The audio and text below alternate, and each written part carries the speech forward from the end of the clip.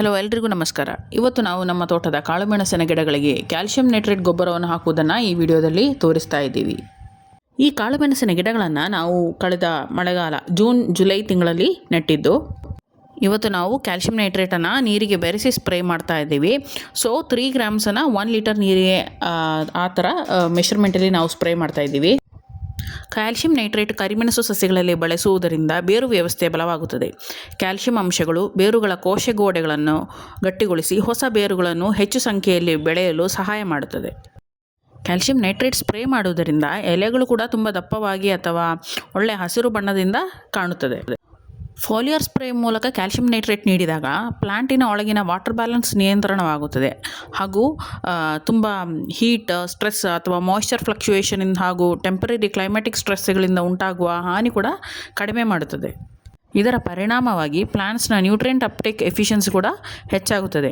ಹಾಗೆ ಇತರ ಫರ್ಟಿಲೈಸರ್ಗಳಿಂದ ಕೊಡುವ ನ್ಯೂಟ್ರಿಯೆಂಟ್ಸನ್ನು ಈ ಕಾಳುಮೆಣಸಿನ ಗಿಡಗಳು ಉತ್ತಮವಾಗಿ ಅಬ್ಸಾರ್ಬ್ ಮಾಡುತ್ತದೆ. ಹಾಗೆ ಇದು ಕ್ಯಾಲ್ಸಿಯಂ ನೈಟ್ರೇಟ್ ಯೂಸ್ ಮಾಡುವುದರಿಂದ ಎಲೆಗಳ ತುದಿ ಸುಡುವಿಕೆ, ಮುರಿದು ಬೀಳುವಿಕೆ ಮತ್ತು ಕಚ್ಚು ಬಣ್ಣ ಕಾಣಿಸಿಕೊಳ್ಳುವುದು ಮುಂತಾದ ಸಮಸ್ಯೆಗಳು ಕೂಡ ಕಡಿಮೆಯಾಗುತ್ತದೆ.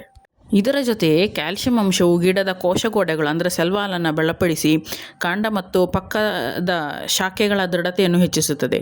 ಸೊ ಒಂದು 8 to 9 months ತಿಂಗಳ ಹಂತದಲ್ಲಿರುವ ಕರಿಮೆಣಸು ಗಿಡಗಳಿಗೆ ಇದು ಅತ್ಯಂತ ಮುಖ್ಯವಾಗಿದ್ದು, ಇದು ಬಳ್ಳಿಗಳಿಗೆ ಒಳ್ಳೆ ಸ್ಟ್ರೆಂತ್ ಕೊಟ್ಟು ನಾವು ನೆಟ್ಟ ಮರದ ಮೇಲೆ ಸರಿಯಾಗಿ ಏರುವಂತೆ ಸಹಾಯ ಮಾಡುತ್ತದೆ.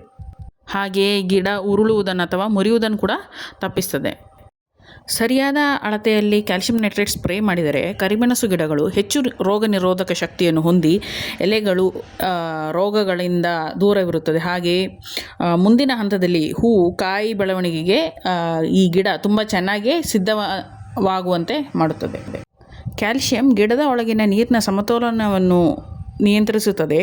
ಇದರಿಂದ ಗಿಡದ ಬೇರು, ಕಾಂಡ, ಎಲೆಗಳ ನಡುವಿನ ಪೋಷಕಾಂಶ ಸಂಚಾರ ಉತ್ತಮವಾಗಿ ನಡೆಯುತ್ತದೆ. ಕ್ಯಾಲ್ಸಿಯಂ ನೈಟ್ರೇಟ್ ಸ್ಪ್ರೇ ಮಾಡುವುದಾಗ ನೀವು ಕರೆಕ್ಟ್ ಟೈಮಲ್ಲಿ ಕರೆಕ್ಟ್ ಅಮೌಂಟಲ್ಲಿ ಸ್ಪ್ರೇ ಮಾಡಬೇಕು. ಆಗ ನಿಮಗೆ ಒಳ್ಳೆಯ ರಿಸಲ್ಟ್ ಸಿಗುತ್ತದೆ. ಸೊ ಈ ವಿಡಿಯೋ ನೋಡಿದ ಎಲ್ಲರಿಗೂ ಧನ್ಯವಾದಗಳು. Thank you. Please like and subscribe to my YouTube channel. Thank you.